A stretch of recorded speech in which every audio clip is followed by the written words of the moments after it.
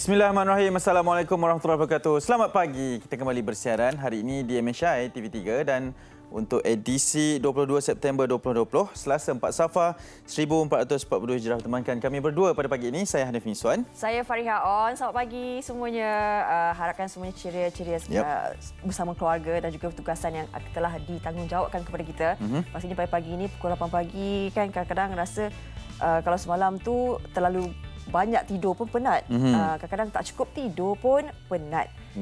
Jadi hari ini adalah juga topik kita akan bincangkan kalau tak cukup tidur nanti apa kesannya kepada diri. Betul. Kan bagaimana kita nak menjalankan pekerjaan kita kalau sekiranya tidak cukup tidur. Ya, dan dalam aspek memandu juga dalam satu perjalanan yang panjang ataupun pendek akibat daripada kekurangan tidur ini dan juga kadang-kadang faktor terlebih bekerja, kepenatan. Kadang-kadang kan kita ambil masa untuk berehat seketika dalam kenderaan dari satu destinasi ke destinasi ataupun mereka yang bekerja perlu datang ke satu tempat yang awal. Apabila sampai pun terlalu awal kadang-kadang mengambil take 5 kan, mengambil 5 minit untuk sekurang-kurangnya tidur. Itu pun mungkin sebenarnya sedar atau tidak boleh mendatangkan bahaya kepada kita sekiranya kita tidak mempersiapsiagakan diri dengan ilmu pengetahuan yang secukupnya. Bukan sahaja kepada ilmu pengetahuan kita berkaitan dengan keadaan semasa ataupun cara-cara menyelamat, tetapi keadaan kenderaan itu juga perlu kita ambil tahu berkenaan dengan kondisi semasa. Baik, bahaya tidur dalam kereta ini yang kita nak bincangkan. Baru-baru ini kita telah sedia maklum 4 rakan baik yang baru ini 3 daripada mereka maut dan seorang lagi masih berjuang untuk terus memastikan bahawa kita juga sedang mendoakan dia agar kembali sihat kan seperti sedia kala. Apatah lagi mereka ini mengalami keracunan gas monoksida.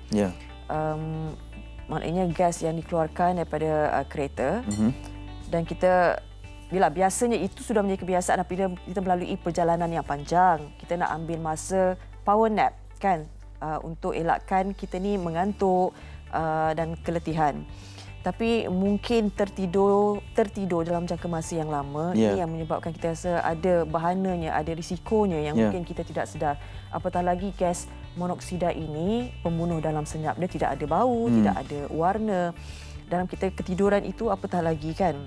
Jadi ini yang kita akan bincangkan berkenaan dengan bahaya tidur dalam kereta. Dan akan kita bawakan insya-Allah perkembangan berkenaan dengan salah seorang mangsa yang masih lagi sedang berjuang pada ketika ini. Akan kita bawakan daripada sumber saudara terdekatnya juga yang masih lagi sedang menjaga, dan untuk kita bawakan perkongsian bersama kerana kes ini walaupun bukan satu kes yang baru, kerap juga diberikan peringatan tetapi menarik perhatian seluruh rakyat Malaysia berkaitan dengan mungkin masih ada yang belum tersedar atau baru tersedar berkaitan dengan bahayanya tidur dalam kereta dan berkaitan dengan kondisi kenderaan itu sekiranya gas karbon monoksida itu bocor masuk ke bahagian kabin penumpang, dan itu yang perlu diberikan perhatian juga. Bukan saja mungkin pengetahuan yang baru juga untuk kita kan.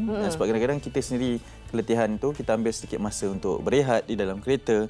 Bagi kita itu adalah tempat yang selamat dan selesa, ruang yang selesa untuk kita berehat. Kadang-kadang kita pun buat kerja sekejap dalam kereta tapi sebenarnya ianya boleh mengundang bahaya sekiranya kita tidak mengambil cakna, mengambil maklum berkaitan dengan kenderaan yang kita pandu itu. Dan mungkin juga kita boleh fikirkan bersama-sama sekiranya anda ada segala pendapat ataupun anda ada mempunyai tips dan juga pernah melalui pengalaman sebegini ini, mungkin boleh juga kongsikan kepada kami di FB MHI. Kita sama-sama hari ini bersama-sama untuk melihat kembali kan mungkin ada cara yang terbaik sebenarnya. Mungkin sebelum ini kita mendengar bahawa kalau turunkan sedikit cermin kereta itu ada laluan pengudaraan yang boleh membantu kan sekiranya adanya gas karbon monoksida dalam tu. Maknanya pengaliran udara tu, tetapi sebenarnya adalah lebih baik mungkin kalau kita ni melakukan perjalanan yang panjang bersama dengan pasangan, salah seorang tu mungkin berjaga terlebih dahulu. Maknanya berjaga, awak tidur dulu, rehat dulu nanti saya akan kejutkan. Kan mungkin perlunya ada sebegitu. Sebab kalau kita ada orang yang berjaga sebelah ni, kita dinasihatkan supaya kita ni keluar sekejap kan, ambil udara. Maknanya pengaliran yang lebih banyak, lebih besar. Kalau sikit tu kita tak tahu sebab kita pun fikir juga kalau kita buka lebih, kita tengah tidur nanti orang pula datang mencuri ke dan sebagainya, merompak dan sebagainya. Itu pun risiko yang lain pula akan mengundang kan. Saya kira itu antara alternatif yang baiklah, bukan semua berehat dalam satu masa yang sama lah. Salah seorang menjaga dan salah seorang mengambil rehat seketika di dalam kereta. Dan itu mungkin akan kita bawakan sebentar saja lagi dalam perkongsian secara menyeluruh berkaitan dengan perkembangan semasa dan juga bahaya tidur dalam kereta, serta tentang cara-cara untuk kita memeriksa secara asas kenderaan kita untuk mengelakkan daripada kebocoran gas di dalam kereta. Sekarang kita ingin bawakan kepada anda perkongsian berkaitan dengan kompilasi kes tidur dalam kereta.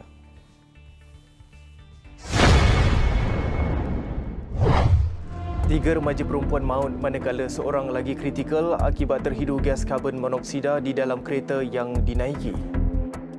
Kebelakangan ini, kes kematian ketika tidur di dalam kenderaan semakin meningkat. Kebanyakan kes berpunca daripada keracunan gas karbon monoksida. Antara kes kematian membabitkan seorang wanita berusia 32 tahun di Puchong, Selangor. Kira-kira jam 4 petang, mayat mangsa ditemui orang awam dalam keadaan terbaring di tempat duduk pemandu. Hasil siasatan, mayat mangsa diketahui orang awam 3 hari selepas mangsa meninggal dunia dan kes diklasifikasikan sebagai mati mengejut. Dua individu ditemui mati di dalam kereta di parking sebuah pusat beli belah di Kota Kinabalu, Sabah. Kejadian berlaku pada jam 3 pagi setelah mangsa tertidur di kereta miliknya dan mangsa disahkan meninggal dunia akibat keracunan gas karbon monoksida. Disangka tidur, dua remaja berusia 19 tahun dijumpai mati dalam kereta yang diletak di tepi jalan Kampung Jaya Baru, Kinabatangan, Sabah. Ketika ditemui kira-kira jam 11.46 pagi, enjin kereta mangsa masih hidup dan tingkap tertutup rapat. Tragedi menyayat hati empat rakan baik lemas akibat terhidu gas karbon monoksida ketika tidur di dalam kereta di sebuah stesen minyak. Sedih dan sayu apabila bapa mangsa sendiri menjumpai anaknya bersama-sama rakannya dalam keadaan tidak sedarkan diri. 3 maut manakala seorang lagi dilaporkan kritikal dan sedang dirawat di Hospital Seberang Jaya.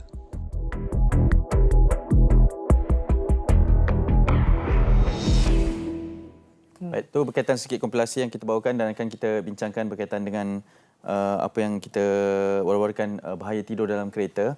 Bukan sahaja konsep tidur itu, tetapi mungkin kebocoran gas dalam kereta itu yang menyebabkan saluran darah kita tersumbat dan penghantaran oksigen dalam badan itu oleh darah ini gagal untuk dilaksanakan. Kita bawakan topik ini untuk iktibar kepada kita semua dan kita sama-sama melihat pastinya ada tentu yang berlaku, ada hikmah. Jadi kita nak sama-sama melihat kembali, kan, ambil perhatian dan tumpuan kita. Mungkin kita rasa sebelum ini biasa, kebiasaan. Kadang-kadang kebiasaan itu mengundang padah. Hari ini kita bawakan nanti bagaimana untuk, seperti mana Hanif cakap, nak buat pemeriksaan secara asas dan juga kita akan memberi pemahaman terlebih dahulu berkenaan dengan gas monoksida ini, keracunan gas seperti ini. Baik, itu nanti kita akan bincangkan bersama dengan tetamu yang kita akan jemput ke studio sendiri. Sebelum tu kita nak kongsikan terlebih dahulu artikel akhbar hari ini. Kita mulakan di Berita Harian. Baik, kita memilih di halaman yang kedua. Ini berkenaan dengan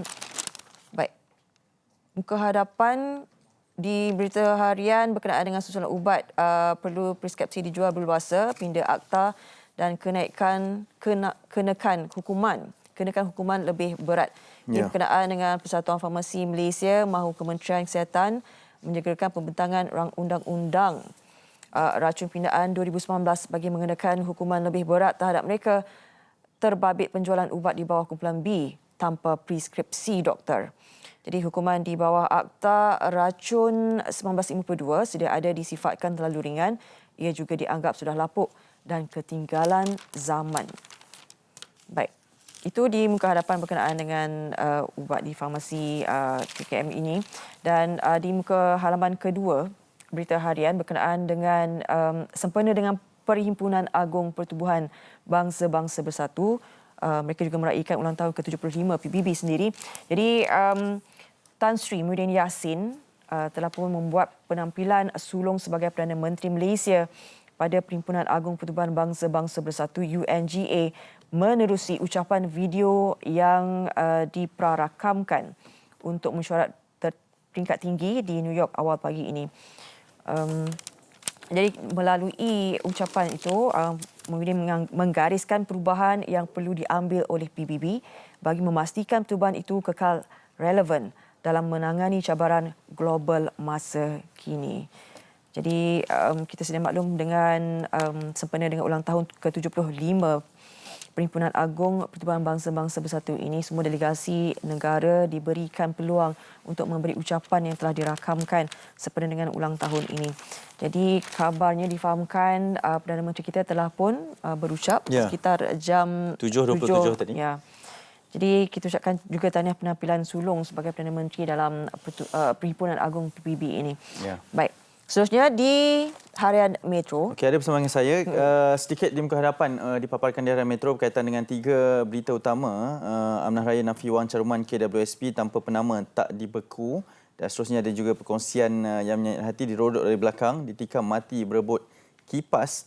Dan juga ada perkongsian berkenaan dengan selebriti terkenal tanah air usahawan juga ni Lofa yang dikatakan ada hubungan bersama dengan Piuris. Okey, tapi pilihan penerbit dan juga tumpuan utama kita pada pagi ini adalah di halaman ke-16 berkaitan dengan pengundian awal di Pilihan Raya Negeri Sabah, dan hari ini akan berlangsung sesi pengundian awal yang membabitkan seramai 16,877 pengundi dan juga merangkumi 7,487 anggota tentera dan 9,390 anggota polis. Proses pengundian awal ini akan disaksikan oleh ejen calon dan pemerhati pilihan raya yang dilantik oleh SPR. Lebih menarik, ini adalah satu proses pengundian secara norma baru dan kita tahu Sabah sekarang ini sedang diserang dan dilanda dengan agak hebat juga kes terbaru. Ada kluster baru yang telah muncul di Sabah, itu kluster Quarters. Kita mengharapkanlah apabila berada dengan PRN Sabah ke-16 ini kan, tahu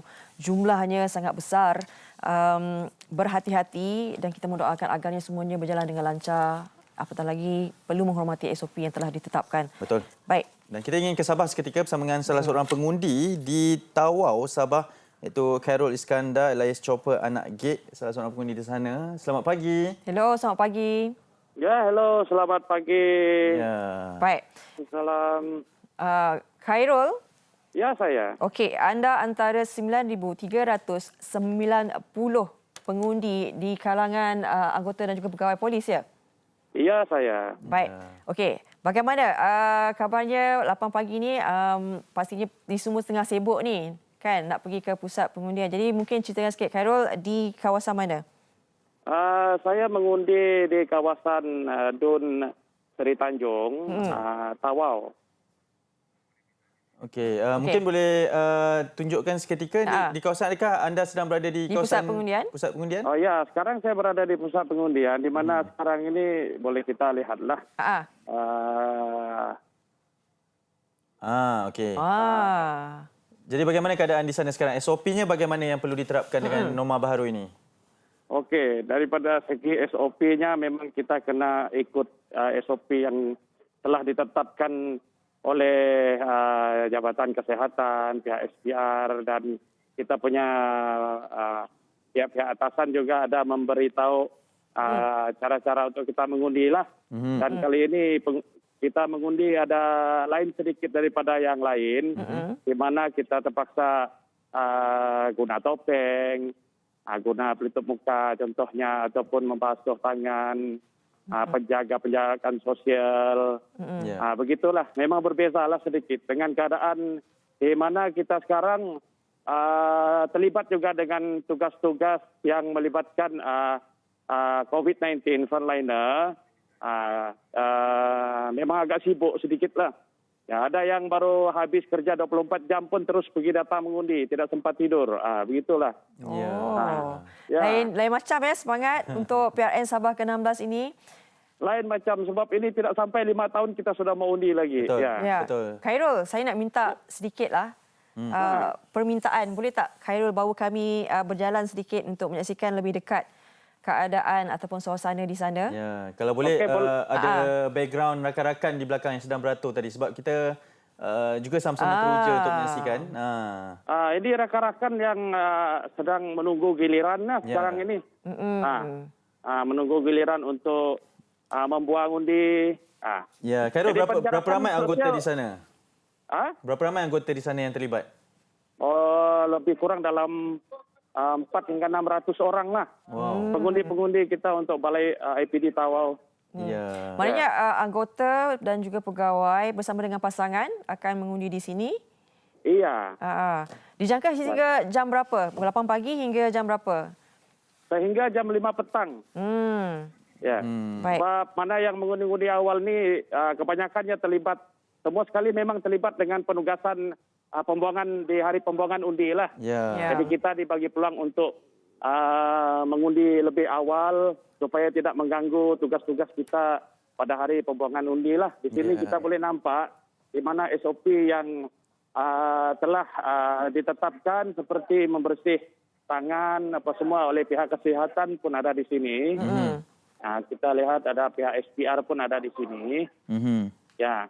Baik. Carol, mungkin yang terakhirnya juga mungkin anda boleh memberikan sedikit perkongsian berkaitan dengan keadaan semasa di Sabah pada ketika ini dengan suasana pilihan raya dan juga keadaan berjaga-jaga penularan wabak COVID-19 ini. Keadaan di Sabah ni kalau daripada pandangan saya masih agak terkawal lah, masih kira terkawal sebab kita pun bekerjasama berusaha untuk mengekang penularan wabak ni dari segi seperti kita akan buat pemerhatian daripada segi penjarakan sosial. Lepas itu SOP yang ditetapkan seperti penggunaan pelitup muka. Begitulah. Jadi kita tengok kepentingan kepada orang awam. Kalau macam tidak ada penting tu memang kita akan nasihatkan untuk baliklah ke rumah. Okey, baik. Ya, begitu. Baik Khairul, kami ucapkan selamat mengundi, selamat menjalankan tanggungjawab anda. Ya.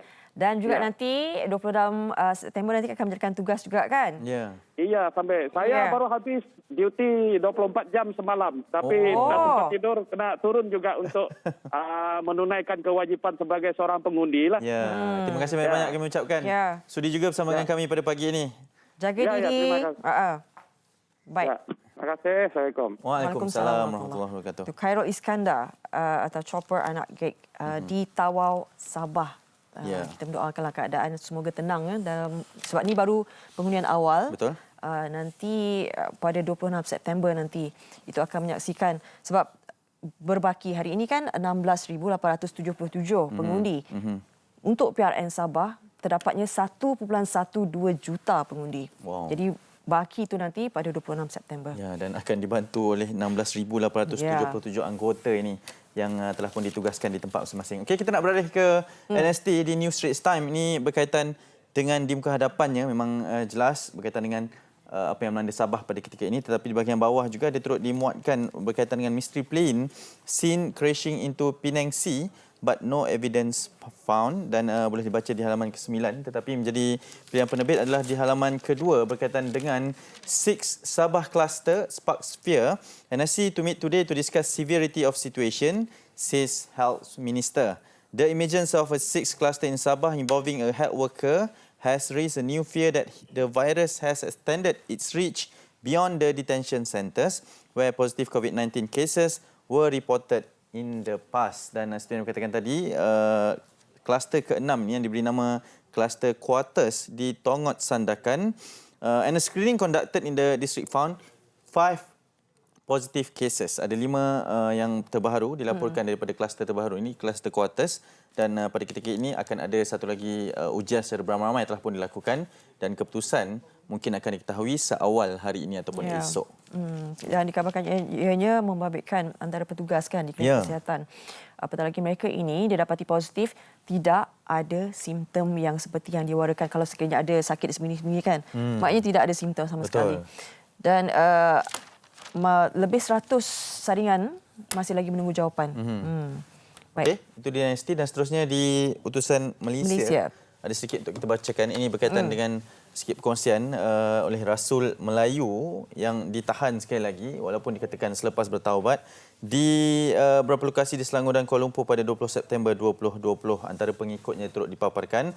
Dan ini di Shah Alam, 4 tahun lalu lelaki yang mendakwa dirinya Rasul Melayu dibebaskan selepas mengisytiharkan dirinya bertaubat kerana menyebarkan ajaran sesat. Bagaimanapun, individu ini Abdul Kahar Ahmad, 70 tahun, bagaikan tidak serik apabila mengaktifkan semula ajaran salahnya menerusi media sosial Facebook dan aplikasi WhatsApp. Pengarah Jabatan Agama Islam Selangor, Jais Muhammad Shah Zihan Ahmad, menegaskan Abdul Kahar ditahan di Kemensah Hulu Kelang, manakala 16 lagi pengikutnya ditahan dalam serbuan di Sungai Long Kajang dan Keramat di Kuala Lumpur bermula jam 9 malam tadi. Kesemua yang ditahan membabitkan 9 lelaki dan 8 wanita berusia 14 hingga 70 tahun.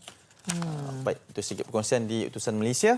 Dan sedikit kita bawakan informasi berkenaan dengan keadaan cuaca di Malaysia. Ya. Semalam kita difahamkan terdapatnya hujan lebat dan juga ribut petir di beberapa kawasan. Semalam agak sejuk juga sebenarnya cuaca di sini. Dapat dari pagi sehinggalah ke petang. Mungkin ada yang tak tahan 2 kali keluar pejabat sebab memang cuaca sangat sejuk. Baik. Ini berkenaan dengan amaran ribut petir Malaysia sehingga 1 pagi tadi. Baik, daripada malam hingga 1 pagi tadi. Jadi kita nak mengetahui lebih lanjut berkenaan dengan cuaca Malaysia yang tidak menentu kini.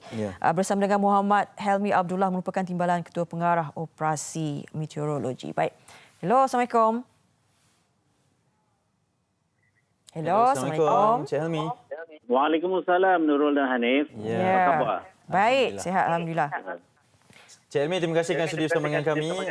Mungkin boleh terangkan terlebih dahulu berkenaan dengan situasi dan keadaan semasa cuaca di Malaysia ni. Negara kita sekarang ni berada di penghujung musim monsun barat daya. Jadi kita semakin menghampiri tempoh ataupun fasa peralihan monsun yang akan bermula beberapa hari lagi. Jadi semakin kita menghampiri fasa peralihan monsun ni sebenarnya, corak cuacanya dah mirip kepada corak cuaca semasa peralihan monsun itulah. Jadi biasanya pada waktu siang ataupun pagi, awal pagi, langit adalah cerah ya.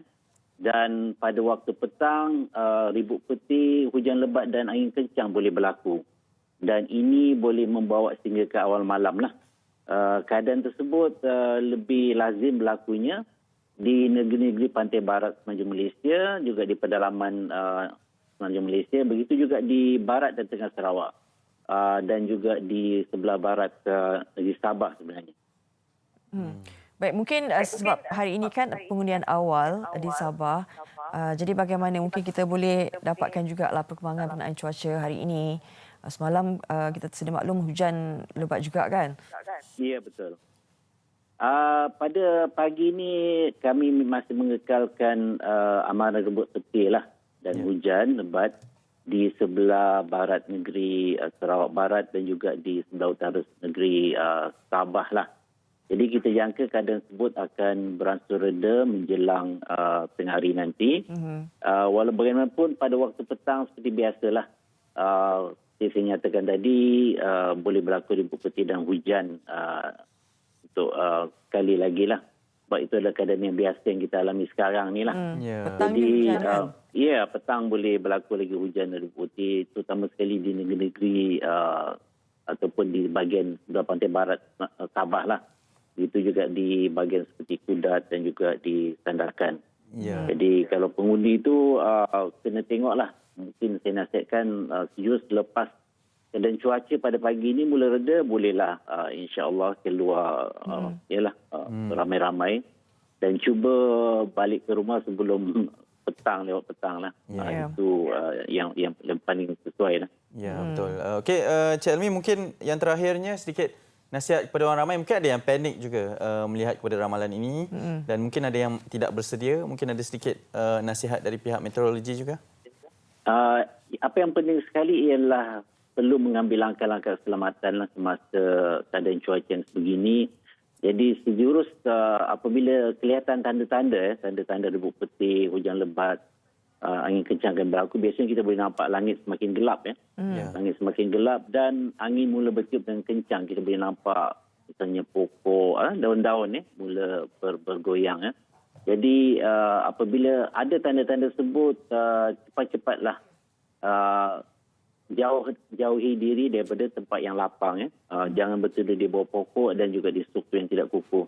Ambillah perlindungan di tempat ataupun di bangunan yang kukuh lah. Dan juga penting ya, oleh kerana ribut petir boleh menyebabkan renjatan. Jadi elakkan daripada menyentuh objek-objek yang seperti besi dan sebagainya lah. Itu antara langkah-langkah keselamatan, dan juga dapatkan info terkini berkenaan dengan cuaca melalui pelbagai saluran daripada Met Malaysia. Seperti melalui laman web kami, boleh juga melalui aplikasi mobile kami, My Cuaca. Kami juga boleh dicapai melalui media sosial. Baik. Terima kasih Cik Muhammad Helmi Abdullah di atas perkongsian ini. Kita kira ini sangat-sangat berguna, apatah lagi sahabat-sahabat kita, saudara-saudara kita di Sabah. Pastikan nanti nak keluar bawa payung, bawa segala perlengkapan yang mungkin sesuai dengan cuaca kita pada hari ini. Betul. Baik. Itu sedikit berkenaan dengan perkembangan cuaca di Malaysia. Dan selepas ini kita nak berbicara langsung berkenaan dengan kisah 4 sahabat. 3 daripadanya maut dan 1 masih lagi berjuang. Sebelum ini keadaannya agak kritikal disebabkan oleh keracunan gas monoksida. Ketiga mangsa tersebut adalah Allahyarham Sharifah Farisha Said Fati, Allahyarham Yuni Syazwani Sabri dan Allahyarham Nur Adilah Muhammad Safwan telah pun meninggal dunia, manakala Nur Akilah pada ketika ini masih lagi kritikal dan sedang mendapatkan rawatan di salah sebuah hospital. Dan pastinya kita sangat berduka cita dengan perkabaran ini. Dan apapun mungkin perkongsian pada pagi ini adalah lebih kepada untuk kita sama-sama mengambil iktibar dan juga mendapatkan lebih banyak ilmu pengetahuan berkaitan dengan keadaan semasa kenderaan kita dan juga apa yang perlu dilakukan. Sebab ada yang berkatakan berkenaan dengan kalau tidur, seperti yang dikatakan sekali lagi, kita ulang semula, kalau tidur tu kita buka sikit tingkap, itu lebih baik, ataupun kita tutup tingkap untuk berasa lebih selamat kan. Tapi ianya mungkin boleh berlaku kepada sesiapa sahaja, dan kita ingin mendapatkan perkembangan semasa pada ketika ini untuk keadaan salah seorang mangsa tersebut, iaitu Akilah. Allahyarham Nur Adilah merupakan pasangan kembar sebenarnya. Dan Akilah Muhammad Safwan yang kita katakan masih lagi mendapat rawatan di Hospital Angkatan Tengah Tuanku Mizan. Pastinya ini menyentuh hati seluruh rakyat Malaysia, apatah lagi mereka lagi masih muda, pada usia 21 tahun, bercuti bersama, tetapi keputusan untuk berehat seketika itu mengundang berita yang tidak pernah diduga sama sekali. Dan kita akan menghubungi salah seorang daripada saudara pasangan kembar ini untuk mengetahui bagaimana keadaan. Pastinya keluarga sesuatu yang berat untuk diterima. Apatah lagi kenderaan mangsa ditemui sendiri oleh bapanya yang mencari mereka.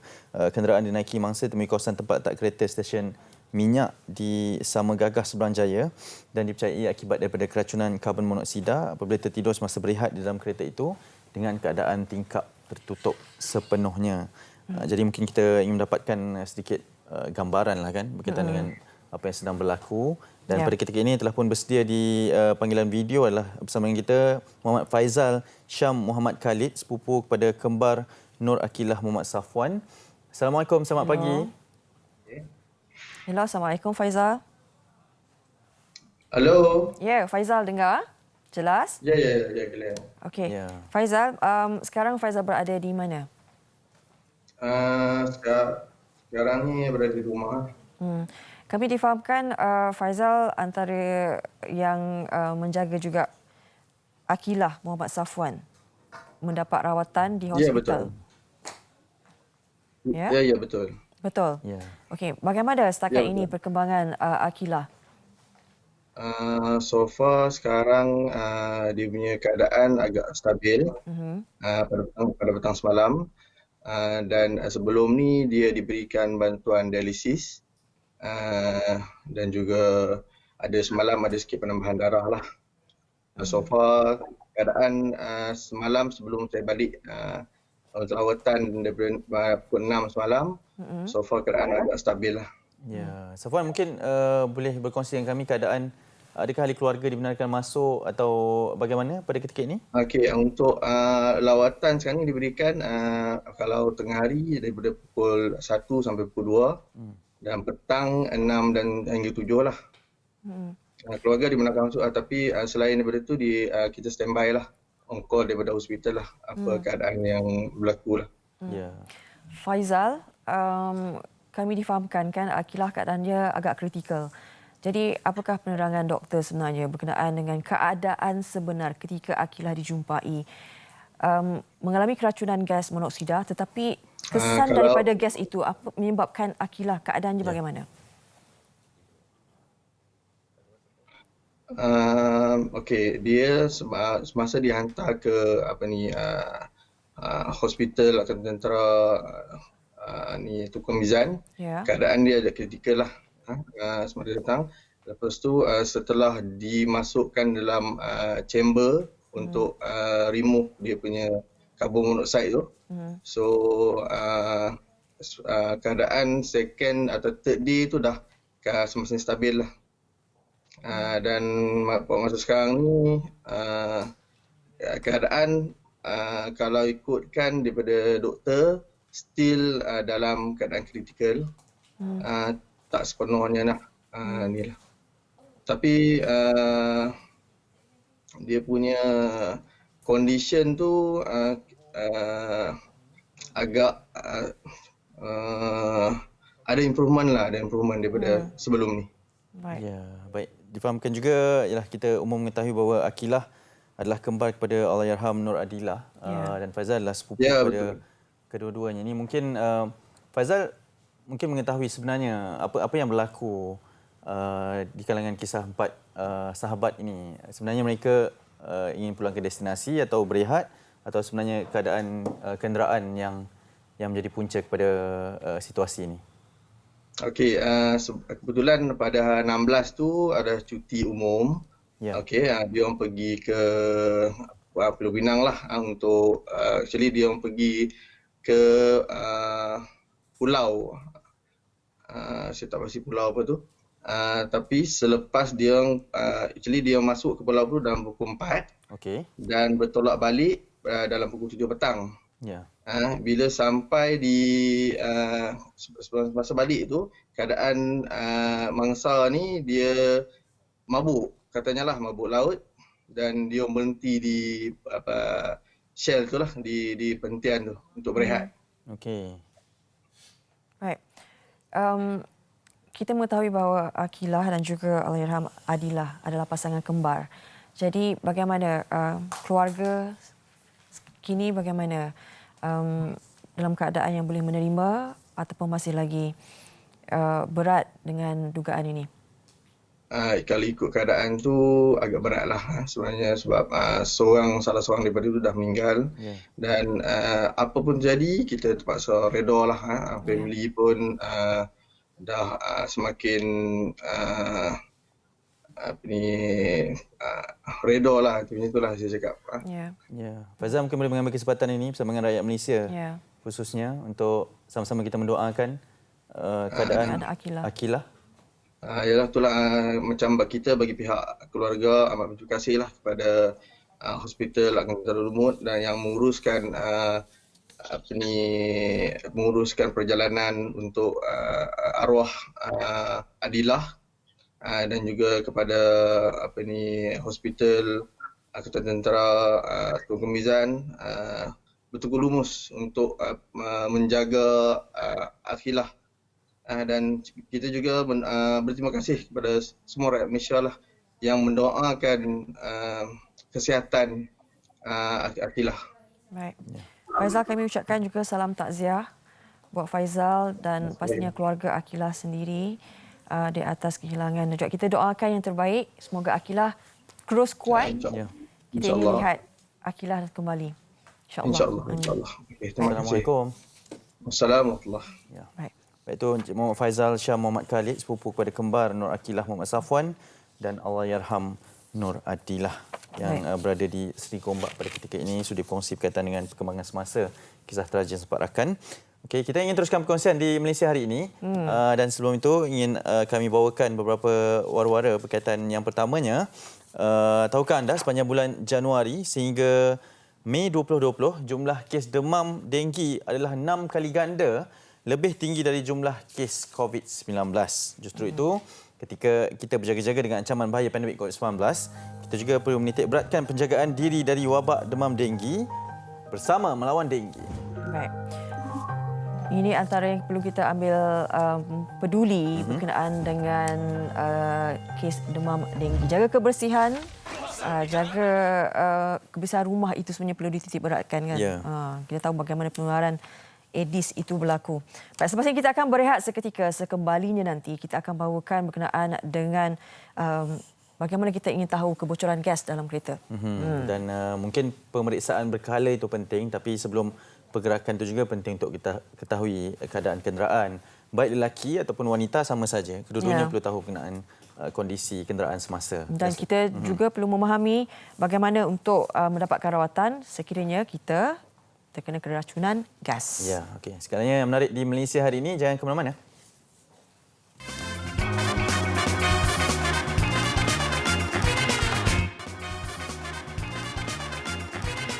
Baik, kembali bersama kami di Malaysia hari ini dan sekarang ini kita ingin bawakan secara praktikalnya untuk kita mengetahui berkenaan dengan kondisi kenderaan dan bagaimana kebocoran gas itu boleh berlaku daripada bahagian exhaust kenderaan itu. Dan bersama dengan saya pada ketika ini adalah pakar pemanduan iaitu Encik Ahmad Suhaimi Abdullah yang sudi bersama kita di Seri Pentas Perkarangan pada pagi ini. Assalamualaikum, selamat pagi. Waalaikumsalam. Yang pertama, terima kasih kerana sudi bersama kami. Segak bergaya orangnya. Mungkin sedikit pengenalan lah berkaitan dengan apa yang perlu kita tahu kepada kondisi kenderaan untuk mengelakkan daripada berlakunya kebocoran gas karbon monoksida itu. Okey, untuk penerangan experience yang pernah saya lalui lah. Ya.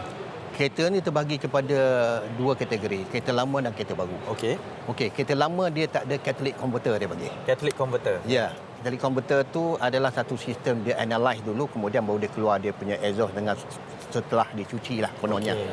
Tapi yang lama punya tak ada, daripada manifold dia akan terus pergi ke silencer, silencer ada 2-3 silencer. Jadi benda tu akan terus keluar. Kalau statik, benda tu akan bergelombang di situ saja. Segala asap bergelombang di situ saja. Tapi kalau macam kita on the move, asap tu akan tinggal ke belakang pasal kita dah move. Bila kita berhenti, duduk, buka aircon dan sebagainya, kita tutup, kemungkinan ada kebocoran. Di manakah kebocoran tu? Saya akan tunjuk. Okey, baik. Itu dengan penerangan lebih jelas lah. So kita kena buka kat mana dulu? Depan ni lah ya. Buka depan. Ya.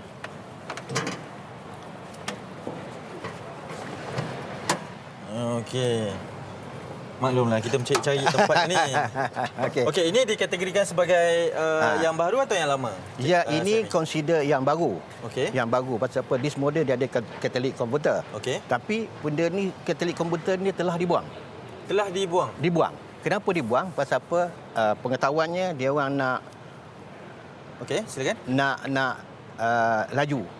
Bila catalytic converter ni ada satu sistem di mana ini dipanggil exhaust. Okey? Nampak tak exhaust? Okey, itu exhaust. di bahagian itu. Okey, Okey, itu exhaust. Ini exhaust. Ini exhaust. Di bawah exhaust tu dia ada catalytic converter. Dari sepatutnya. Okey. Tapi catalytic converter ni sudah tak ada disebabkan kereta ni sudah dimodified dengan dia panggil extractor. Okey. Nak kelajuan lah kononnya. Okey, itu sepatutnya tidak dibenarkan. Itu terpulang pada owner. Okey. Kita tak boleh nak restrict ke, kita tak boleh. Pasal itu terpulang to the owner. Okey, itu hanya bahagian tambahan saja. Tambahan saja. Kalau ada lebih bagus lah sepatutnya. Ada lebih bagus. Betul, di bawah tu ada catalytic converter. Okey. Correct connection daripada sini, bawah ada catalytic converter. Catalytic converter tu akan pergi ke silencer. Terpulang pula kereta tu. Silencer ada berapa? Ada 1 ke 2 ke 3 ke. Ya. Tapi kalau nak dikatakan ada setengah-setengah tu pemandu ni, dia buang tinggal satu silencer saja. Supaya lebih kelajuan juga. Kelajuan, berbunyi dia. Bunyinya jadi juga. Bunyi yang power punya kereta nak lebih power. Nak pom macam tu. Bunyi. Okey. Jadi benda ni boleh berlaku disebabkan apa? Pasal apa? Modification maybe atau kebocoran. Okey. Kebocoran bukan kita kata di sini ke mana-mana pun boleh bocor. Okey. Tidak semestinya di bahagian exhaust. Bahagian exhaust. Okay. Pasal apa? The system after kita punya enjin dah start, dia ada mixture of fuel dengan angin akan meletup di dalam enjin. Dia panggil in the combustion chamber. Dia akan producekan untuk lonjakan. Jadi dari situlah yang mixture tu akan keluar. Okey. Jadi catalytic converter ni membantu. Kalau tak ada catalytic converter, kemungkinan tidak membantu. Okey. Okey. Ini telah diubah suai. Ya. Tiada catalytic converter tersebut. Yes. Sebagai orang pengguna jalan raya, pemandu, Ya. ialah tak semua mempunyai pengetahuan Betul. yang hebat seperti Tuan Suhaimi. Bagaimana sebenarnya kita nak mengesan bahawa telah berlaku kebocoran? Sebab kadang-kadang ianya kita tak boleh bau, Betul. tak ada warna kan? Betul. Macam mana? Betul. Okey, nombor satu kita punya sistem kereta ni kita kena jaga. Sini dia panggil firewall. Semua sini ni firewall. Firewall ni penuh dengan lubang-lubang yang ada. Okey. Pasal apa? Di sini ada aircon pipe di sini, semua sini. Kemungkinan bocor tu masuk melalui sini. Okey. Jadi kita jarang perhati yang kawasan-kawasan ini. Jarang. Saya pun jarang. Okey. Jadi kita kena melihat. Melihat. Sekali-sekali bila kita buka enjin, tengok ada tak. Kadang-kadang kita tengok bau saja, tapi benda tu tak nampak lah. Ya, betul. Betul. Kadang-kadang bila benda tu masuk dalam, kita akan rasa pening kepala sikit. Kenapa? Benda tu dah masuk ke dalam. Okey. Okey. So firewall kita dah tengok. Kita check dulu. Kita check. Okey. Itu tujuannya kita kena check. Bila ini benda ni lama-lama dia akan dia punya example, dia punya rubber, dia punya apa sekiannya akan ini. Okey. Dan bocor kemungkinan di tengah-tengah silencer dalam dah lama dah berbunyi, dah reput dah. Okey. Tapi you tak nampak, you tak pernah nampak, pergi bawah. Betul. Apa salahnya kita pergi sekali-sekali kan kita punya take initiative tengok ada tak kebocoran, ataupun kita cara lebih kurang lah, sekali-kali start enjin, tekan, letak kaki kat exhaust, kita tengok ada tak benda tu explode balik ke, ataupun ada bocor lah di mana-mana. Itu menandakan ada kebocoran. Okey, sepatutnya kalau kita tutup exhaust tu, dia akan menendang balik lah. Dia akan menendang balik pasal pressure Kepada kita. Pressure. Betul. Kalau tak ada apa-apa, maksudnya berlaku kemungkinan ada kebocoran. ada bocor, small leak dia panggil. Ya. Kalau big leak dah dengar dah. Ya. Dah dengar dia punya kebocoran tu. Okey. Okey. Baik, ini keadaan di bahagian luar lah yang boleh kita saksikan. Ya. Keadaan di dalam kereta tu apabila berlaku kebocoran, untuk kita rasakan tu bagaimana, Cik Suhaimi? Okey. Kata Silakan. dalam kenderaan katakan. Ya. Okey, apabila kita memandu ataupun buka aircon, ini dia panggilkan van. Maknanya dia punya sistem angin masuk daripada depan. Bila kita memandu, angin akan masuk. Kita nak guna angin apa? Nak guna angin aircon ke, ataupun kita nak guna... Mungkin Cik Suhaimi boleh duduk dan tunjukkan terus. Okey. Lebih mudah macam tu. Okey, di sini kan, semua kita ada sistem ni. Sistem ni sama ada kita tutup ataupun buka. Okey, supaya dia punya air vent boleh masuk. Nak guna angin luar ke, nak guna angin dalam. Ada setengah orang tu tak tutup. Ada setengah tu dia tutup untuk aircon saja. Kemungkinan untuk aircon saja. Betul kan? Betul. Jadi sendiri pun tahu dah kita nak buka ke kita nak tutup. Pasal apa? Dia ada piping aircon untuk masuk kepada kita. Dulu punya kereta dia punya aircon hanging, dan aircon kita ni bersorok, kita tak nampak. Ya, sekarang kita dah nampak. Dah nampak, aircon dah nampak. Jadi kita boleh rasa feeling dia punya bau. Okey. Kalau betul, pasal automatically rasa berbeza dia punya campuran minyak kebakaran tadi tu. Boleh jadi masuk. Especially bila kita stationary. Stationary maksudnya tidak bergerak? Tidak bergerak. Tetapi enjin masih lagi start lah. Okey. Start. Tapi kalau kita kenapa berjalan, kalau tidak bergerak tu keadaannya agak membahaya? Pasal asap itu dia tak pergi jauh. Pasal kita memandu, asap tu dia akan tinggal ke belakang. Okey. Itu yang sebenarnya. Kalau tidak bergerak dia akan berada bersama dengan kita sajalah, statik di situ. Okey. So apabila kita nak tidur dalam kereta ni, kita boleh turunkan cermin. Maknanya betul lah boleh turunkan cermin. Boleh turunkan cermin. Okey. Kemungkinan kita turun cermin sikitlah. Okey. Supaya ini, tidak ada orang luar boleh. Ada luar boleh ini. Ya. Okey, boleh itu. Jadi benda ni membantu kita. Tapi bagi smoker, bila dia bawa kereta, dia selalu turun cermin. Betul. Jadi angin tu selalu bertukar. Bertukar. Tapi orang yang tak smoker ni dia kalau akan boleh tutup je lah, akan tutup terus je. Akan tutup terus. Ya. Okey, ada soalan daripada rakan kita di Facebook. Ini kerana topik ini sangat menarik daripada Puan Salihah Idris mengatakan bahawa kekerapan untuk kita memeriksa kenderaan, enjin, bahagian bawah macam tadi ialah takkan tiap-tiap pagi Cik Suhaimi kita nak tekan exhaust tu kan? Betul. Yang kalau ada exhaust 2 tu kena tekan 2 pula. Betul. Kekerapan tu bagaimana Cik Suhaimi? Kekerapan ni macam kita buat ikut servis, maintenance servis. Itu macam mustahaknya ada buku maintenance. Jangan tak baca buku maintenance. Ya. Buku maintenance bagi tahu dia kata 4,000 km. That is the time. Okey. That time you check mana ada leak, mana ada apa. Betapa ketahanan tiap-tiap satu barang ni dia bukan lama. Okey. Exhaust, tayar, minyak, segala bendanya yang apa yang sebenarnya dia rosak yang tanpa kita ketahui. Ya. Okey, tanpa ketahui. Even rubber ini pun kadang-kadang dia tak boleh tahan lama. Jadi angin tu boleh masuk daripada sini, boleh jadi masuk daripada belakang. Ya. Betul tak? Betul. Okey. So lagi satu, kemungkinan kita adakan satu gadget lah katakan. Okey. Okey, satu gadget tu apa? Benda ni dia bagus. Dia kena panas. Bila kena panas, dia kipas ni akan berjalan. Bila kipas ni berjalan, dia solar. Okey. Dia akan sedut benda yang ada kat dalam.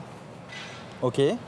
Sedut sistem pengudaraan tersebutlah. Ya. Okey. Dan Jadi kemudian dia membantu kita Okey. daripada macam kita punya exhaust fan kat rumah. Macam dekat office. Yang kalau mau masak tu ada dia ambil dia asap ambil tu. asap tu keluar. Sama Okey. juga dengan kereta. Kereta Okey. kita boleh taruh, cara dia taruh. Dia senang je yang sebenarnya kalau kita nak ini. Cik Suhaimi, ada persoalan. Adakah kita boleh dapatkan peralatan ni? DIY, okey. DIY. Boleh kita dapatlah. Boleh dapat. Oh, dan ni letak di mana? Okey. Okey. Kita letak belakang boleh, depan boleh. Okey. Kita cuma turunkan cermin sikit. Okey, kena buka kunci pula. Kena buka kunci. Tadi ada lagu Siti Nurhaliza kan? Itulah. Okey.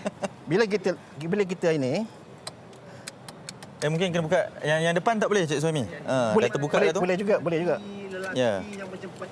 Okey, kita buat luar depan ya. Ya. Okey, kita letak sini je. Oh, kita Okey. sangkutkan dia. Sangkut saja je. Ya. Dan kalau nampak pun ada sistem pengudaraan di sini. Dia akan berlaku secara automatik lah. Automatik. Kena sun, dia automatically dia akan sedut benda ni. Dia akan sedutkan benda-benda haba kat dalam. Ya, ini salah satu alternatif untuk membantu. Sekiranya berlaku kebocoran yang kita tak tahu. Bukan setakat itu saja. Minggu dulu saya pernah datang ada budak tertinggal kat dalam. Betul. Jadi automatically apa jadi pada anak kita dah tentu benda tu akan keluar dan sebagainya. Oh, dan akan membantu juga. Tak ada lepas panas dan suffocated. Wow. Okey, ini salah satu daripada alternatif yang sangat menarik juga diberitahu. Terima kasih banyak Cik Ahmad Suhaimi. Mungkin selepas ini akan kita bawakan lagi lebih banyak perkongsian. Tadi Hanif terpegang berus kat situ. Kenapa? Okey. Tip orang-orang tua, letak di situ, ikat tikus tak datang. Betul lah, ini tip betul lah. Betul. Oh. Ni, itu pasal. Patutlah saya nak tanya segan. Tikus selalunya bila letak kat rumah, tikus selalu masuk dalam kita, digigit wire semua habis. Betul. Jadi petua ada orang tua bagi tahu saya letak tikus, alhamdulillah tikus tak ada. Dia terjujuk hidung dia lagi. Okey. Dia terpegang tadi itu pasal saya bagi tahu. Betul. Sebab saya ingat nak tanya selepas ni je. Okey, tak apa. Terima kasih banyak Cik Ahmad Suhaimi, pakar pemanduan kita yang akan kita bawakan nanti. Ini saya kira satu perkongsian secara asas lah kepada semua. Yang pertama kita cek terlebih dahulu bahagian exhaust di sini. Ada fire ada wall di situ kan? Dan juga kita kadang-kadang kita boleh juga cek di bahagian bawah. Terima kasih sekali lagi. Sama-sama. Kami akan kita bawa nanti insya-Allah. Kita ingin bersama dengan Fariha on di dalam untuk kita melihat sekiranya berlaku berdepan dengan sebarang situasi tersedut gas karbon monoksida itu. Fariha on mungkin ada penjelasannya. Silakan.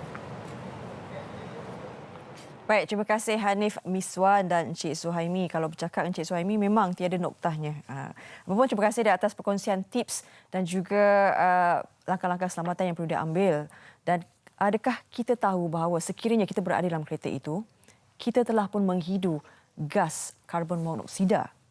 Dan ini yang kita akan bincangkan untuk memahami lebih lanjut berkenaan dengan sedikit ciri gas karbon monoksida ini, bagaimana dia meracun dan boleh membunuh seseorang itu dan bagaimana rawatan yang perlu dilakukan sekiranya ada sama ada mangsa ataupun diri kita sendiri telah pun melalui simptom-simptom tanda-tanda bahawa kita telah terhidu gas beracun ini. Kita nak bersama dengan Dr. Maznida Mahjum, pakar perubatan kesihatan awam Institut Kesihatan Umum Kementerian Kesihatan Malaysia bersama dengan kita pada pagi ini. Assalamualaikum Doktor. Terima kasih. Waalaikumsalam Fariha. Baik. Di awal pagi tadi kita pun telah berbincang lanjut berkenaan dengan bagaimana sebenarnya risiko bahayanya tertidur dalam kereta. Tadi pun kita dah melihat bagaimana tips dan juga keselamatan berkenaan dengan gas beracun, gas karbon monoksida ini. Mungkin doktor boleh terangkan terlebih dahulu. Gas karbon monoksida mungkin ada segelintir yang tidak, mungkin dah terlupa. Ianya berciri bagaimana yang boleh dianggap gas ini sangat bahaya dan merupakan pembunuh dalam senyap. Bismillahirrahmanirrahim. Rabbi shrah li sadri wa yassir li amri wahlul 'uqdatam min lisani yafqahu qawli. Okey, gas karbon dioksida. Dia adalah satu gas yang boleh wujud secara natural dan daripada buatan manusia. Actually kalau cara natural biasa-biasanya dia akan terhasil daripada pembakaran yang tidak lengkap. Contohnya kalau kata natural, pembakaran kadang-kadang pembakaran hutan, letusan gunung berapi, kilat, yang tu daripada source natural. Dalam alam sekitar kita memang kita ada gas karbon monoksida, tetapi terlampau sikit dia punya kuantiti dia. Dan jumlah dia akan lebih tinggi daripada kawasan ke kawasan bergantung pada punca karbon monoksida itu sendiri. Jika dia buatan manusia, dia boleh dibuat di magma juga, terdiri daripada dua elemen, karbon dengan oksigen. Sebab tu karbon monoksida. Okey, so dia gunakan juga di dalam industri pembuatan bahan kimia. Di rumah kita juga boleh terdapat gas karbon monoksida. Okey. Ya. Mana? Okey, di dalam rumah kita kita ada dapur. Kalau katakan kita menggunakan dapur gas. Dapur gas kalau jika pembakaran tidak lengkap, dia akan menghasilkan karbon monoksida, Fariha. Api yang macam mana yang kalau pembakaran lengkap, warna dia warna biru kan? Ya. Kalau kita tengok biasa dekat tu. Kalau tak lengkap? Kalau tak lengkap tu dia ada merah-merah. Jadi pembakaran tu tak lengkap. Kalau kita ingat semula pembelajaran sains kita, pembakaran lengkap dengan tak lengkap. Yang tak lengkap tu biasanya ada mengeluarkan karbon monoksida. Baik. Selain daripada tu, kalau katakan kita buat barbecue grill, bila kita buat barbecue kan arang kita kadang-kadang ada berwarna merah, pembakaran tak lengkap lah tu maksud dia. So dia ada menghasilkan gas karbon monoksida. Tapi kalau barbecue di luar mungkin lebih selamat sebab pengudaraan cukup. So angin mungkin akan membawa gas beracun tu ke tempat lain. Jadi kita tidak menghidu secara yang banyak. Baik. Okey. Gas ini agak sangat unik kan. Maknanya dia tak ada bau, dia tak ada warna dan kita tak sedar bahawa kita dah terhidu. Dalam keadaan seperti ini, gas karbon monoksida, contohnya kereta mempunyai gas karbon monoksida. Kita melalui perjalanan yang panjang. Bagaimana kita ingin mengetahui bahawa apa yang kita alami ini adalah kesan daripada kita terhidu gas monoksida itu. Kadang-kadang bila perjalanan panjang kita rasa macam pening. Sebab jalan lama sangat dalam kereta. Tetapi itu adalah antara gejala sebenarnya. Mungkin boleh kongsikan antara gejala kalau kita dah terhidu gas itu. Okey. Fariha, betul. Kadang-kadang kalau kata dalam keadaan kenderaan yang sempurna, biasanya mereka ada satu sistem katalis di mana dia akan menukarkan sebab dalam kereta dia menggunakan bahan api menyebabkan ada pembakaran. So, ada pembakaran yang tidak lengkap di situ, tetapi dalam sistem untuk mengurangkan karbon monoksida ada katalis di mana dia akan menukarkan karbon monoksida kepada karbon dioksida, which is tak bahayalah untuk kesihatan. Okey. Tapi jika berlaku kebocoran, gas karbon monoksida boleh masuk ke dalam bahagian kereta dan juga menyebabkan pengumpulan dari masa ke semasa, terutamanya jika sistem tertutup confined space. Baik. Jadi kita because of kita punya temperature panas, kita mesti nak aircon, so kita akan tutup, tak buka tingkap, dan kita punya kalau katakan heavy traffic, kita akan yang fresh air tu kita tak akan buka. Betul. So kita sebab kita tak nak bau busuk daripada kereta-kereta lain. Gejalanya bagaimana doktor kalau kita dah terhidu? Okey, kalau katakan dalam konsentrasi yang rendah, katakan dalam 1% kita hanya akan rasa pening-pening saja. Tapi kadang-kadang itu pun kita akan terkeliru dengan kita pening disebabkan perjalanan panjang ke atau tugas yang banyak. Kalau katakan lebih tinggi, kadang-kadang kita akan rasa lebih hayal, jantung lebih berdebar-debar, tekanan darah akan meningkat. Semakin tinggi concentration, sekitar dalam 8%, dia akan jadi mula sesak nafas, rasa semakin pening, and then rasa keliru, and then tindakan kita pun akan menjadi lambat. Kita rasa macam mungkin dia berkadar terus dengan semakin jauh perjalanan, semakin tinggi concentration dan banyaklah kesan dia. Kesan dia akan semakin teruk.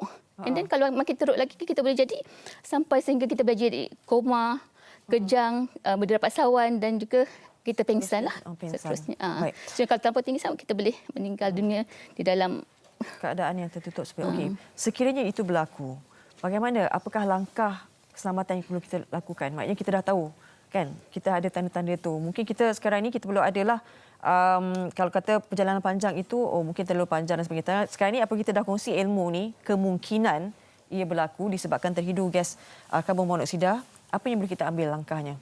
Okey.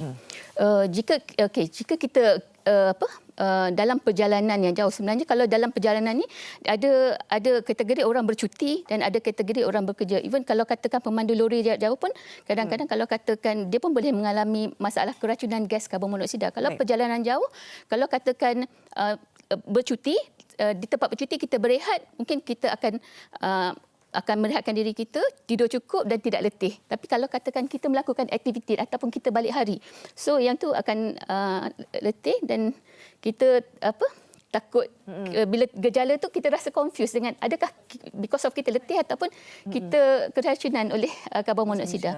Jadi kalau katakan kita letih, biasa-biasanya kalau kita perlu tidur, kita perlu rehat, kita jangan jadikan kereta kita confined space. Maksudnya ruang tertutup.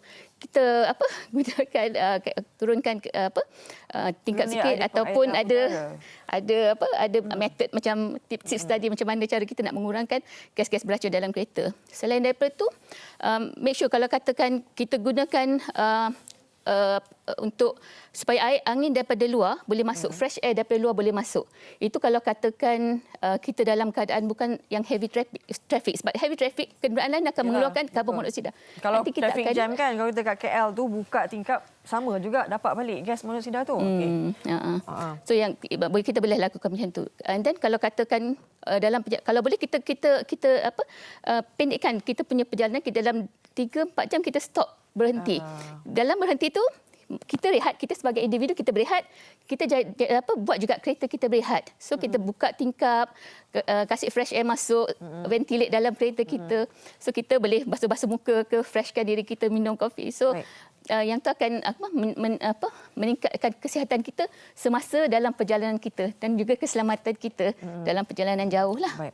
Baik doktor, terima kasih atas perkongsian ini dan kita harap apa yang saja dikongsi ini mungkin kita nampak benda yang biasa kita lakukan, tetapi sebaliknya mungkin ini akan memberi pandangan yang lain supaya kita lebih berhati-hati. Baik, terima kasih Dr. Masnida Mahjong, Pakar Perubatan Kesihatan Awam, Institut Kesihatan Umum, Kementerian Kesihatan Malaysia. Baik, selepas ini kita akan berehat seketika. Sekembalinya nanti kita akan berbincang berkenaan dengan kalau tak cukup tidur, apakah kesan bahayanya kepada kita. Kita akan bincangkan semua selepas ini di MHI.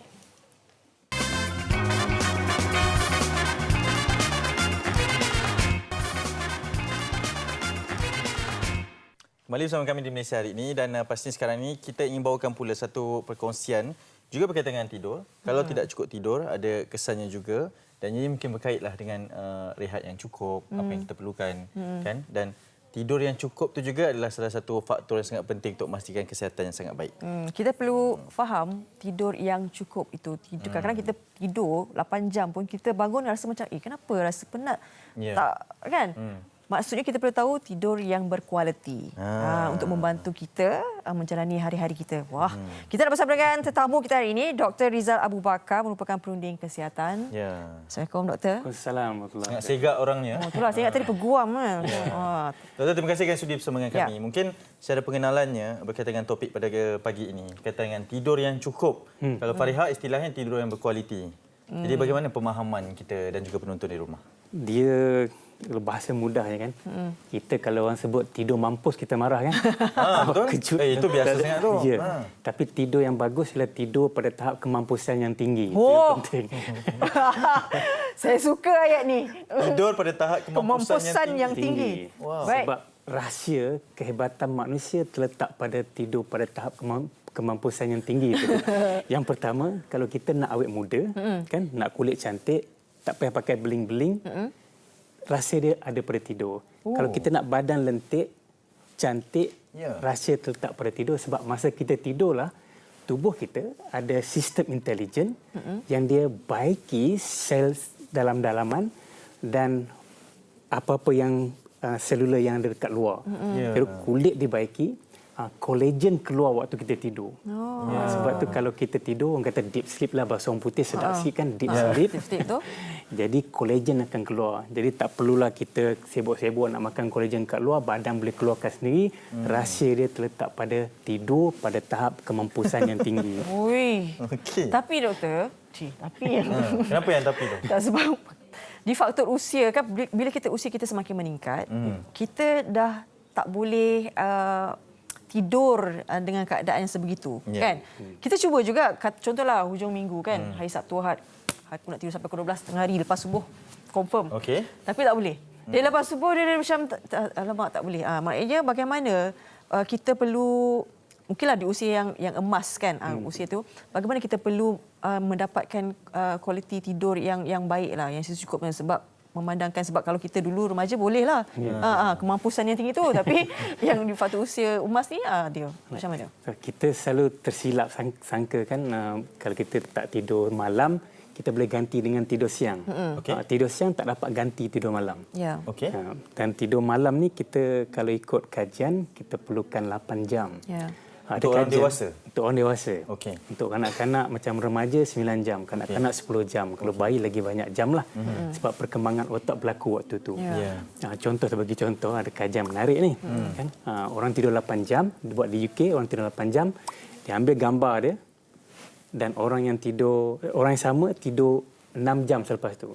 5 hari berturut-turut 8 jam, 5 hari berturut-turut 6 jam. Ini kajian berkenaan dengan waktu tidur saja. Waktu tidur, didapati orang yang tidur 6 jam tadi tu, orang yang sama tidur 6 jam, kulit dia berkedut 45% lebih berbanding orang yang tidur 8 jam. Kita kena mulakan misi kita pada hari Tidur ini. 8 jam. 8 jam. So macam mana nak dapat tidur 8 jam di waktu malam kan?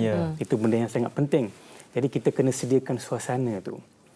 Badan kita, dia perlukan, kepala kita ni keluarkan hormon melatonin, otak kita. Dan bila kita nak galakkan hormon tu keluar, hormon ni akan bantu kita tidur. Kita perlu ambil makanan yang bantu untuk keluarkan hormon tu.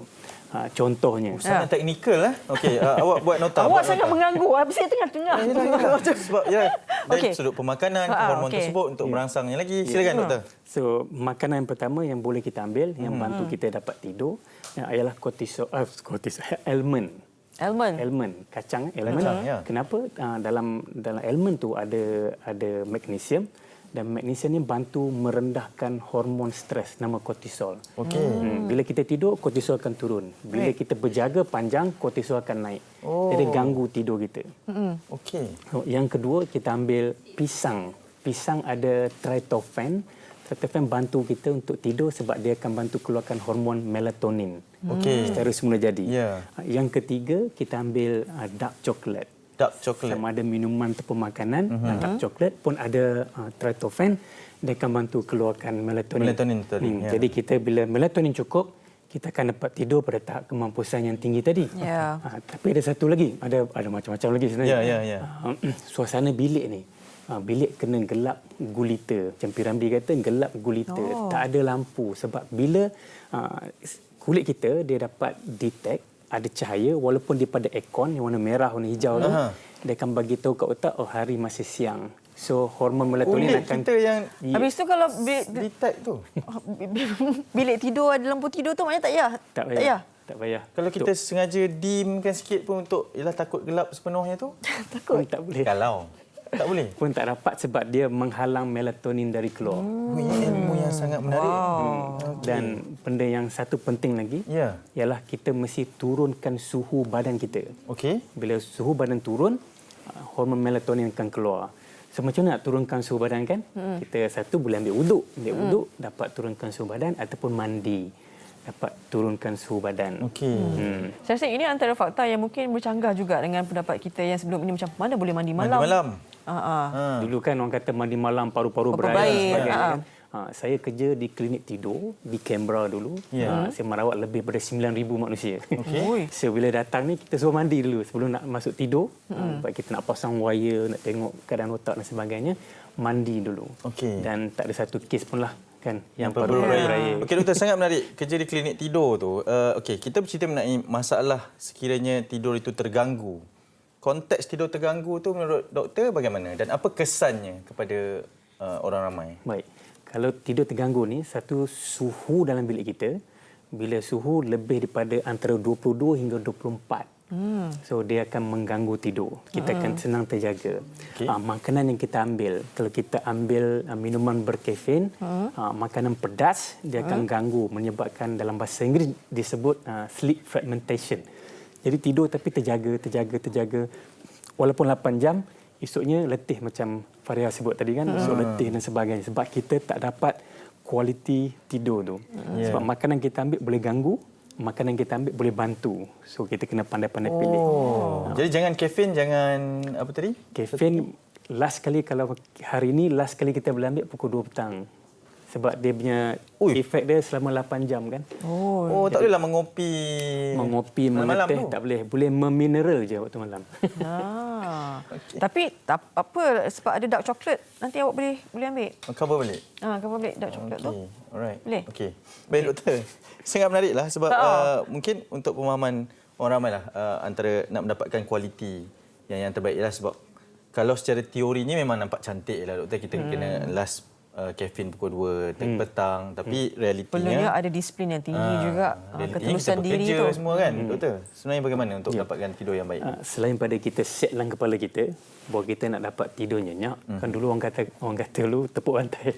Tepuk bantal. Cakap dengan bantal. Cakap dengan bantal nak bangun pagi, sebenarnya dia set dalam kepala dia. Satu, bila kita set kita nak tidur dan dapat tidur yang nyenyak, kita program kepala kita ataupun otak kita, this is the time untuk kita dapat tidur yang nyenyak. Itu benda yang pertama. Kalau kita tidur dengan macam-macam benda dalam kepala, kita fikir esok nak buat apa alamak, memang akan terganggu tidur kita. Jadi tidur tu nak kena diffuse all those things. Satu. Saya sebutkan suasana bilik kena gelap, kena sunyi. Bila kita mandi tadi, kita dah letakkan diri kita dalam frame untuk tidur. Sama juga orang yang ada anak-anak, kan? Bila ada anak tak nak tidur. Jadi kena create suasana tu untuk anak tidur. Jadi kita padam lampu, tinggal lampu dekat ruang tamu saja, yang lain semua dah gelap. Kita pun tak menggunakan gadget sebab gadget mengganggu tidur. Ya, betul. Kalau kita pakai gadget, dia menyebabkan otak jadi aktif. Kan sebelum kita tidur kita masih WhatsApp dan sebagainya, so dia ganggu kita punya otak untuk bertenang dan untuk set untuk tidur. Baik, maknanya sebelum kita tidur tu ada aktiviti sebelum tidur tu adalah sangat penting untuk membawa kita mendapat tidur yang berkualiti atau tidak. Semua yang doktor cakap ni macam mencocok-cocok kami ni. Kepada bos-bos. Lebih bahaya sekali. Dalam kajian dapati orang yang tidur tak cukup, otak jadi kecil. Allah. Kita takut bila otak kecil tu tuan, dia melorot turun sampai kat lutut ni, tinggal kat lutut pula kan, bahaya nanti kan. Baik. Sebenarnya banyak fakta ataupun informasi terbaru yang kita dengar daripada Dr. Liza. Terima kasih banyak-banyak. InsyaAllah kita akan amalkan sikit tips yang diberikan ini. Mungkin kita boleh buat eksperimen nanti saudara nanti di MSI untuk dapatkan banyak lagi tidur yang baik kan. Dr. Rizal Abu Bakar, Perunding Kesihatan, terima kasih banyak-banyak. Nanti kita jemput lagi insyaAllah. Segak bergaya orangnya sekali lagi. Muka pun segar je. Pasti cukup 8 jam. Cukup tidur ni yang berkualiti. Okey, kita nak berteriak seketika kerana selepas ni akan kita bawakan satu kumpulan akapela lah. Gadis. Ya. Saya suka ni, saya suka. Awak suka ya? Kita akan bawakan Bahia Hanisa sebentar saja lagi.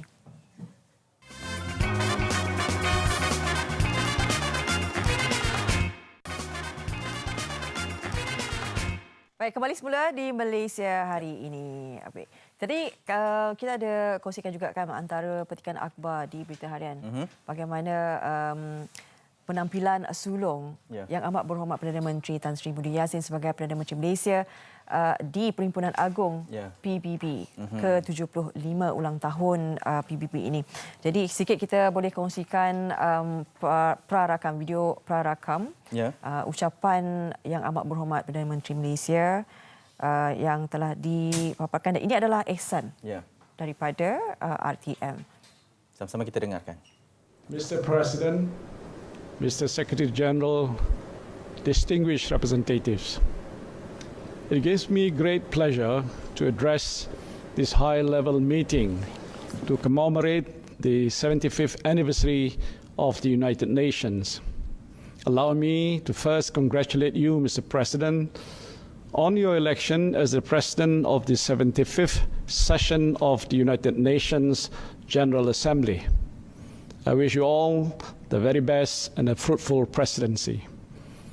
I wish to also extend our appreciation to your predecessor, His Excellency Tijani Muhammad Bande, for his commitment and able leadership during a challenging 74th session of the United Nations General Assembly due to COVID-19.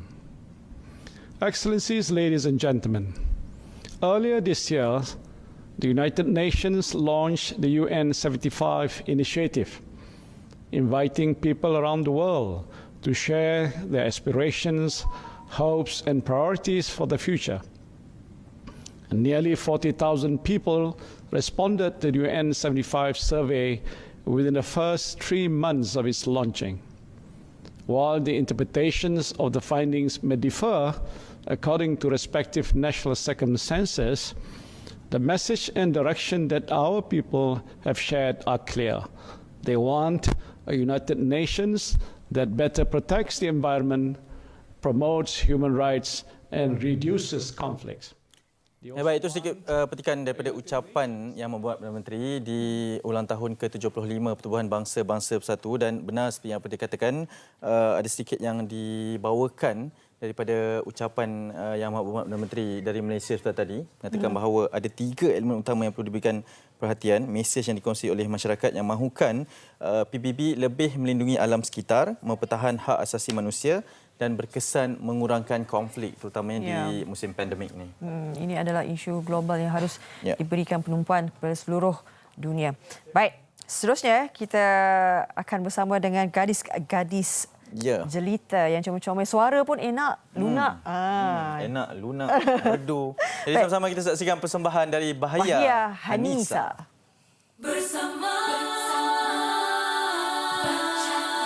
percaya.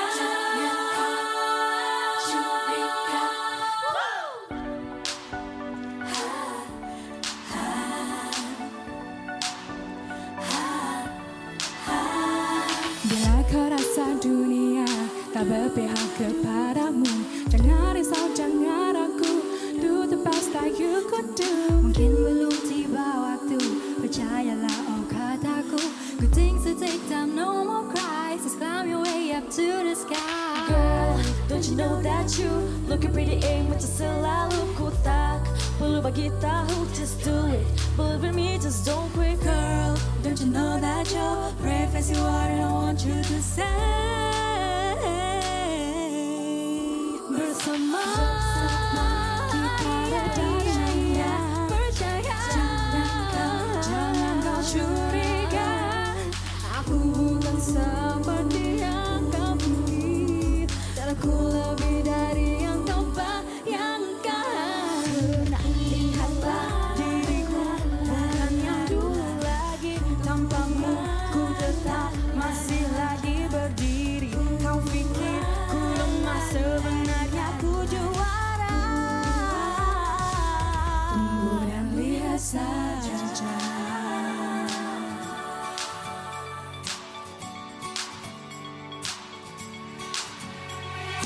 Kadang-kala ku rasa cemburu melihat mereka, buat aku rasa tak menentu. Aku tahu mereka bukan aku, kalau jatuh sekarang aku bangun terus, jangan jatuh. Babe, remember what I told ya, you're the only one in the world that matters. Hey, stop, look at that mirror and see, you know you're beautiful. Kita berdaya, percaya, jangan kau curiga, aku bukan seperti yang kau pikir, dan aku lebih dari yang kau bayangkan. Karena lihatlah diriku, bukan yang dulu lagi, tanpamu ku tetap masih lagi berdiri. Kau pikir ku lemah, sebenarnya ku juara. Tunggu dan lihat saja.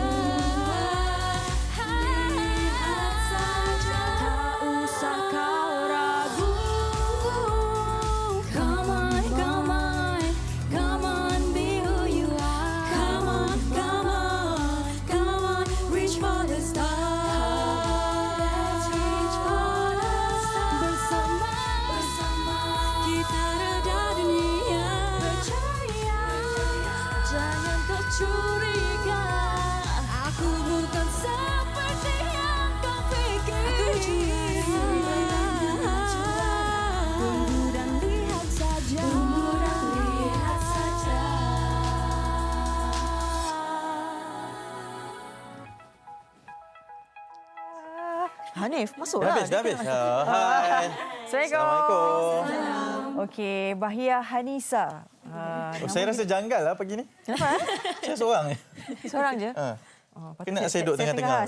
Awak pun nak percaya di sana? Bersama. Apa khabar semuanya? Alhamdulillah. Ya, berapa orang ni? 1, 2, 4, 6 sebenarnya. 8 kan? Mana lagi seorang? Seorang lagi? Jaga mak dia kat rumah. Kurang sihat. Siapa nama dia? Afi. Cakap hai Afi. Hai Afi. Okey. Okey, kita kenalkan seorang demi seorang nama. Hai, saya Nina. Saya Shasha. Saya Bella. Saya Suha. Saya Bon. Saya Fatin. Saya Wafa. Saya Fariha. Saya Hanif dan kami adalah Bahia Hanisa. Okey. Kumpulan Bahia Hanisa ni sebenarnya dah lama kan? Okey. Mungkin boleh sedikitlah berkenaan dengan lagu terbaru ni. Sebab saya tengok video klip pun cantik. Betul. Terima kasih. Alright, so lagu Percaya ni kami sebenarnya membuat kesinambungan daripada first single sebab ini second single kami. Untuk lagu Material kami membawa lagu berdasarkan tema women empowerment. So untuk lagu Percaya juga kami mengekalkan konsep yang sama sebab sekarang ni kita nampak banyak sangat negativity. Orang yang positif pun dah terjadi negatif. Betul. So kami ingin promote untuk menyebarkan positivity lah among Malaysians. Ya. Usianya berapa kalian ni? Purata usianya? Muda-muda. Tak dalam 23. Oh, 23. Belajar lagi ke? Ada apa dah habis? Ada yang dah habis, ada yang still belajar lagi. Okey. Bagaimana kekuatan suara kalian? Sebab akapela ni bukan mudah tau. Kalau seorang sumbang, semua sumbang. Betul. Kalau dari segi kekuatan tu semua ada keunikan masing-masing. So kita orang pun masih lagi belajar and banyak lagi nak kena polish lah. Siapa yang masuk I Can See Your Voice? Wafa. Tapi tidak dipilih ya? Tak apa. Dipilih awal lah untuk Nyamak lah. Dipilih awal sebab nyamak. Ya betul. Sampai hati. Sampai hati. Tak macam penyanyi kot. Awak tak apalah, kita lupakan itu. Mungkin sebab ni dari mula-mula Material, kemudian Percaya. Dia ada kesinambungan. Jadi harapan kalian dengan percaturan yang terbaru ni dengan Percaya ni, sebab kita nampak video klipnya juga mewakili gadis-gadis yang muda-muda ni kan. Betul. Dia pun boleh sempoi-sempoi gitu. Apa harapan untuk percaturan terbaru ni? Siapa? Bon ke Wafa ke? Okay, untuk Bon betul Bon? Betul. So untuk next punya ni harap maybe next tu kita orang maybe nak buka institusi akapela ke dekat Malaysia ni So kita nak banyakkan lagi akapela dekat Malaysia. So kita nak asahkan lagi bakat-bakat orang kat Malaysia ni lah untuk adakan kumpulan akapela macam tu. Okey. Sebab kami difahamkan Bahia Hanisa ni lagu tularnya toksik. Saya dah akapela tu kan? Dah faham dah? Faham Faham Kita bercakap ni ready Dah faham dah.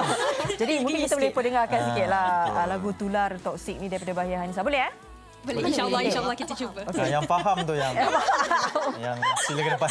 Baik. Okay, 3, 2, 1. Alright. 1, 2, 3, 4.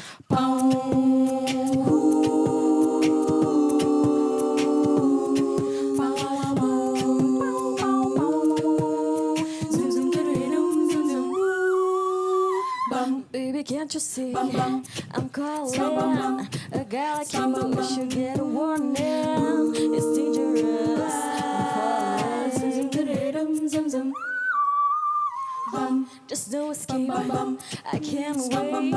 I need a hit. Baby, give me it. You're dangerous. I'm loving it. Gitu lah. Hebat. Saya yang faham ni. Siapa nama? Bella. Kenapa Bella? Tolong ajar yang pam.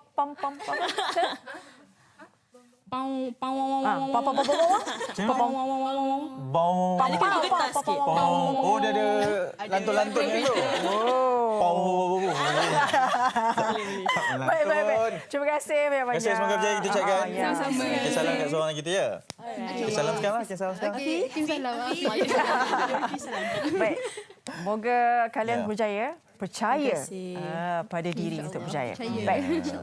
Terima kasih sekali lagi Bahia Hanisa, dan esok apa yang menarik Kita ada adalah Hari Pembersihan Sedunia 2020 akan kita bawakan di Malaysia hari ini. Kita bersama kita saksikan apakah antara informasi yang boleh kita sebarkan kepada kalian semua. Baik, ada persembahan yang terakhir. Jangan ke mana, ambil tempat masing-masing. Lagunya? Faham? Okey, baik. Silakan Bahia Hanisa. Assalamualaikum.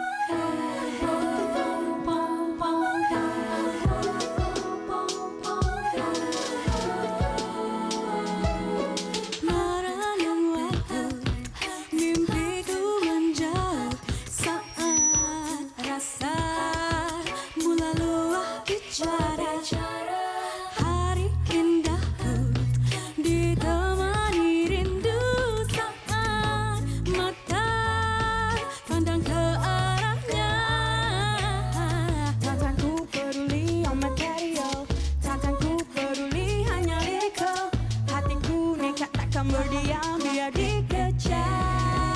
Lihat aku di sini, masih aku berdiri, mampu kerja semua anganku, mampu kerja seluruh